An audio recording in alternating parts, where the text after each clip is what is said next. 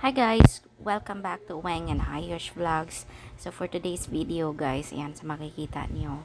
Ayan, nakauwi na ako niyan. Continuing dun sa yun sa previous vlog ko na umuwi ako kasi hindi natuloy yung biyahe ko. So by that time, medyo may nararamdaman na ako sa katawan ko. I will explain that later. So ayan, kinaya pa rin naman na pumunta dyan. Saglit lang kami, hindi na kami umabot pa ng hapon kasi hindi na kaya, or else magkakalat ako dyan sa school nila ni Ayush. So culmination yan ng buwan ng wika nila. So ayan, ang dami, may pa-contest ng Fiesta sa Nayon. So si mama ko lang ang laging nandyan yan guys, yung ang tawag yan, kanang dagyaw ba, yung tulong-tulong sila sa paggawa ng ganyan mga yan. So yan yung sa kanila sa grade 1. So, ang cute, nakaka-happy kasi grabe yung effort ng mga parents para maging successful yung event na yan. So, may pa-contest. By the way, nanalo pa kami dyan ni Ayush kasi nakakimuna din ako tsaka nakapalda. Parang ganyan o nanay yan ay. So, yun lang guys. So, after nyan, umuwi kami kaagad. After na mag-grade yung kanilang mga display. Tapos, sa hapon, meron pa silang palaro sana. So, hindi na talaga kaya. Sabi ko, hindi pwede. Hindi pwedeng magstay. Kailangan nating umuwi at baka magkalat nga ako kasi nag-start na ako na bleeding. May bleeding pa rin talaga akong marami dyan. Anyway, may explain yan later part dito sa video na to. So, the next day guys, bumiyahe na ako ng papunta ng Dumaguete at pa-check up. Nakaset na yung schedule ko, nagpa-check up ako ng dun sa nararamdaman ko kasi parang sabi ko kakaiba na to eh. Parang na may naliliyo na ako na kanang mabuyod na jud ko ba. Kaysa mag-overthink ako na mag-overthink o ano ba yung nangyari sa katawan ko, kaka-check ko ng Google. Parang feeling ko naman yun talaga yung nararamdaman ko, eksakto dun. Parang ang hirap magsi-self-medication. Kaya sabi ko, para ma-end na tong na-stress na ako kakaisip kung to, pa-check up ako. So, ngayon nagpa-check up nga ako. Abay, ang daming sinabi ni doktor. Wala akong naintindihan. Kunti lang naintindihan ko, guys. Akala ko papabalikin lang ako for further examination. Yun pala, schedule na for operation. E, dinaloka ako, guys. So, ayan. Pa-opera nga talaga. Hi, guys. Ayan. So, naka-confine ako ngayon. Mamaya na. Pagkatapos na lang ako magkukwento anong detalye. Yan, the reason na hindi po ako nagbablog recently kasi sobrang overwhelming, surprising talaga. Sobrang surprise. Na-surprise ako na may ganito pala ako. Hindi talaga natin malalaman, pero I trust God. And God will provide sa mga needs. So, pinag-fasting ako, nagugutom na ako hanggang ngayon. Pero pinag-dextrose naman ako to make sure. Kasi ang procedure, mamaya pang alas 2 ng hapon. Diniliberan ako kung ng food. Hindi ko alam anong klaseng food itong diniliver sa akin. Tingnan na natin. Yung kabilin-bilin na lang, wag uminom ng tubig at pagkain. Diniliberan ako ng food. Dali lang. Papakain ko to sa ate ko. Darating yung ate ko mamaya before alas 2. Kasi sabi ko, alas 2 yung procedure. Dali lang. The procedure is hysteroscopy. So, hysteroscopy DNC. Yan ang gagawin sa akin. So, hi guys. So, ayun. Nakauwi na ako dito sa bahay. Pang 2 days na. Talagang sinisikap ko. Pero sabi naman talaga ng doktor na after the operation, like, pwede akong umuwi kinabukasan.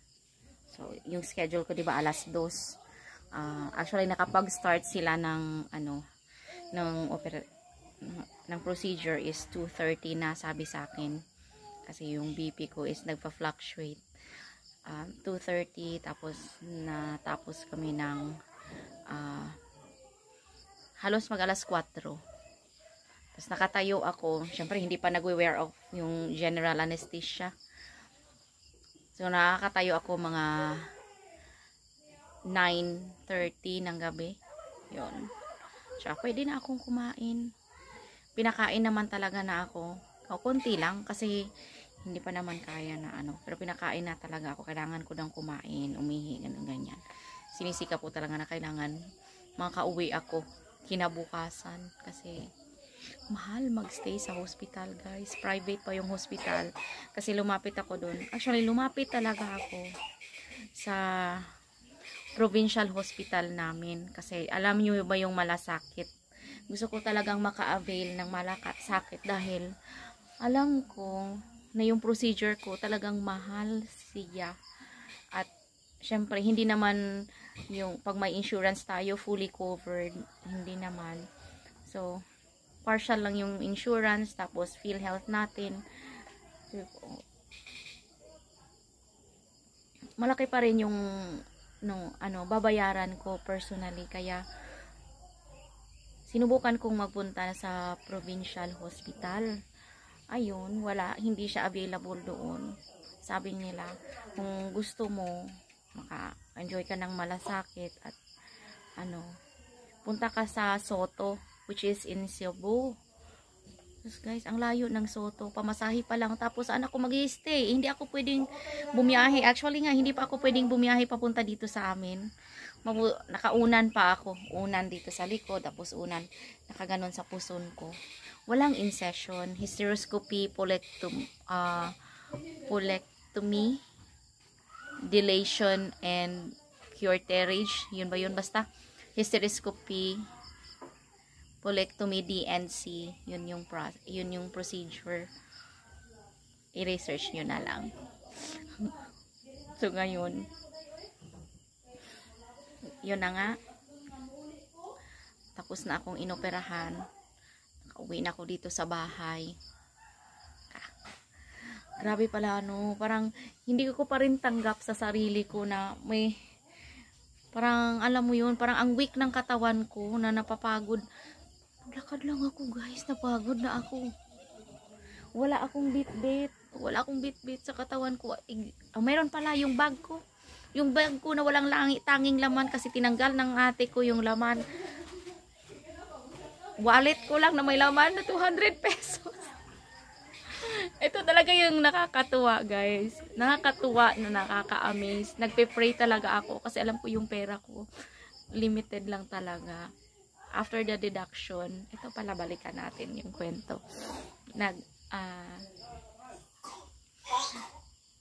So, tapos na ngayon yung procedure, diba? Kinabukasan ng umaga, magsisettle ng siguro mga 8 o'clock. Mag-start na ng settle ng mga bills. So, unang pumila niyang ate ko dun sa PhilHealth. Kaso, ang PhilHealth ko is Colores pa rin, hindi nakasarke.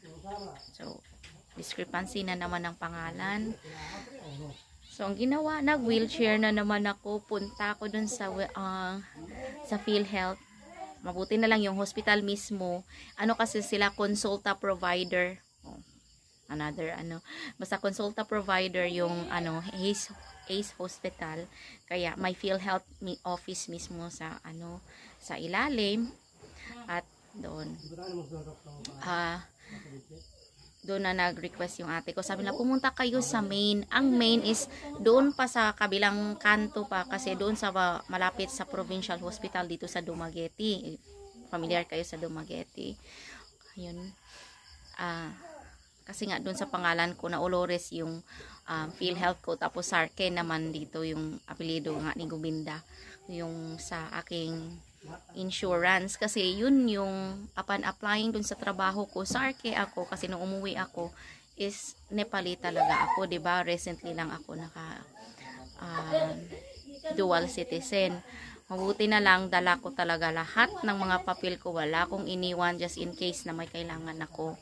Dala ko yung oath taking ko, certificate, pati yung 'di ba may sign pa yun ng attorney, blah blah blah blah dun sa dual citizenship ko. Pero ako personal na nag-explain kasi parang hindi nila tinanggap yung explanation ng ate ko. So yun nga, medyo matagal, ang tagal pala ng approval, guys. Ang tagal ng approval ay kaso yung aking insurance, hindi sila magpuproseso kung ano na gusto nila, kasi tututalin kung magkano yung natirang babayaran ko after deduction from PhilHealth. So, matagal pa yun na proseso, bumalik naman kayo sa taas, sabi ko, i-release na kami ngayong araw, kasi sinisikap ko guys, lahat ng panay sila check sa akin kung okay lang ba ako, yung BP ko, lahat, so gusto kong umalis, hindi pwede na mag-stay pa ako ng another night doon sa hospital, kasi alam ko, another bayad, although wala nang ibang procedure, pero, yung bayad ng room, 3,000 kaya, pero sabi naman, yung kinover lahat yun yung sa room ko, doon sa insurance ko. Pero, syempre kasi, nag-appear sa billing is yung overall total na. Yeah. Ang tagal guys. Nasettle lahat mga 3 kapin. 3 ng hapon. Nag-start kami ng mag-settle ng ano namin ng 8 o'clock. Pero nasettle siya lahat guys. Alam mo yung prayer ko na sana sakto lang yung pera ko. Sumakto nga siya guys. Yung tipong may 300 na natira. Kaya maraming salamat dun sa mga nag-extend ng financial help. Sobra. Hindi ko hindi ko naman babanggitin yung mga pangalan. Pero alam nyo kung sino po kayo. Within that day, nakauwi kami. Gabi na kami nakauwi dito. Siguro mga 9 o'clock or 9:30 ng gabi na kami nakauwi. Naglakad pa ako guys. Dahan-dahan kasi yung ano namin, bukid namin, ayan pa. Doon pa yan sa kabila. Doon pa iinto yung motor. Kasi maputik-putik pa. Dahan-dahan kasi masakit yung puson ko, yung feeling ko na kaya ng isip ko pero hindi pala kaya ng katawan ko, ganun. Pero sobrang nagpapasalamat talaga ako guys. Ito yung masishare ko na pag may hindi tayo natuloy na plano, protection yun ni Lord. Yun yung realization ko sa sa panahon na to. Kasi what if natuloy ako at doon ako doon sa lugar na pupuntahan ko nag-bleeding at doon ako inoperahan, paano ako? Hindi ko magagamit yung insurance ko. Yun talaga una kong inisip. Paano ako bumiyahe? Kasi nung araw na yun mismo talaga na palipad na ako. Yun yung pang second day ng matinding bleeding ko, talagang malalaking na. Sabi ko sa inyo guys, itinapon ko sa sa naiya yung underwear ko kasi sabi ko parang ayoko na siyang ikip, na ipa-plastic ko pa siya nga sa sobrang basak niya, sobra. Ko tsaka yung boy leg ba yun, tinapon ko doon. Kaya sabi ko, pasensya na kung may kumakain pala. Kaya sabi ko, Lord, thank you. Kaya sabi ko doon sa post sa Facebook na despite sa nangyari sa buhay ko, I can still see your blessings. Na kagilo. Ayoko kasi nang mag-breakdown ako pero naiiyak ako na sobrang ang bait ni Lord. Hindi niya hinayaan na doon ako magkakaganon. Kaya thank you. Thank you pa rin. Sabi ko, Lord, salamat talaga na hindi mo hinayaan. Masakit yung nangyari na hindi ako natuloy. Medyo kasalanan ko rin kasi hindi ako nagbusisi ng anong mga dapat kong gawin sa paglipad. Talagang lesson learned siya para sa akin, pero thankful ako kasi protection yun, yung pagkakamaling yun, isang protection yun para sa akin na dito ako. Kasi alam nyo ba yung September 2 na date na inoperahan ako, yan din yung date. Kasi September 3 ako na-release, nirelease sa hospital. Yan din yung flight ko dapat na pabalik dito sa Pilipinas. Doon sa ticket ko. Kaya, grabe talaga. Grabe talaga guys. Sabi ko nga, iba si Lord na kumilos sa buhay natin. Kaya ngayon, papahinga na muna ako. Konting lakad-lakad dito sa paligid kasi ayokong magstay, ayokong sa bahay na nakamukmuk lang ako. Dahan-dahan, palibot-libot ako dito pag ganitong hapon, sa umaga. Tapos, nakakasad kasi 60 days. Disney princess ako ng 60 days. Kaya nga, kinonfirm namin na, 60 days talaga? Hindi ba 6 days? Siya, hindi yan, 6 days. Yung recovery period, actually 4 months ang may follow-up check-up pa ako by 16th. So, babiyahe ulit ako ng Dumaguete. Sabi nga ni mama, sasamahan ka ba? Sabi ko, ay, wag na. Kasi another gastos na naman yun. Malayo kasi niya. Yung ate ko na naman, marami yung gagawin sa bukid nila. Tapos, tatawagan ko na naman. Nasa kabilang barangay pa yun nakatira kasi. Pero, sa tingin ko kaya ko na. Umiinom din ako ng aside dun sa mga gamot na nireseta. Alam niyo yung dulaw, turmeric na fresh na iniinom. Yan yung mga panginang iinom namin pag may operation dito. Ano daw kasi yon sa healing ng mga sugat-sugat, like mga internal na mga sugat, o even kanang mga external na sugat, at saka mga malunggay, ganyan. May mga malunggay naman kami doon sa lolo ko, maraming malunggay. Kinuhanan ako ng pamangkin ko ngayon. So, mga gulay namin di sabaw-sabaw na may malunggay. Tapos inom ako ng dinikdik at piniga na fresh na turmeric. So, yun lang guys. Yun lang yung masishare ko. So, baka may kailangang makarinig ng ganito sa araw na to. Huwag tayong malungkot. Pag may mga plano tayong hindi natuloy, baka protection nga yun ng Diyos para sa atin. So yun lang. Maraming salamat sa inyong lahat.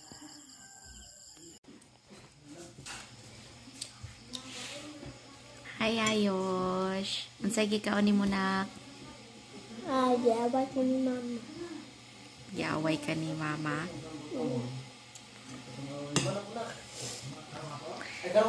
Nganong giaway man ka ni mama?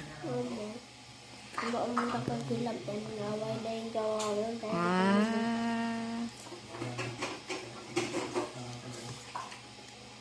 Pwede din nang mag-away nga wala gihilabtan?